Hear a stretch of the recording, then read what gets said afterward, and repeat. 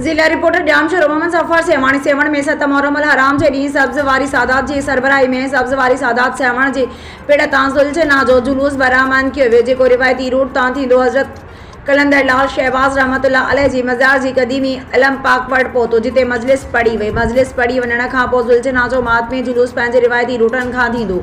मीरान जे कुबनि ते नहर थींदो जॾहिं त हिन मातमी जुलूस जे रूटनि ते नंगड़ न्याज़ ऐं पाणीअ जूं सबीलूं पिणु लॻल नज़र आयूं।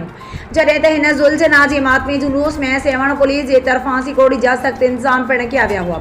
जॾहिं त सेवण सैयद अब्दुल्ला शाह इंस्टीट्यूट अस्पताल सेवण जी टीम मातम कंदड़ मोमिननि खे फर्स्ट एड ॾेई पटियूं वग़ैरह करे रही हुई। जॾहिं त हिन मातमी जुलूस में केतिरनि ई अज़ादारनि शिरकत कई ऐं सीना ज़नी ऐं ज़ंजीर ज़नी ऐं चाकुनि जो मातम पिणु कयो।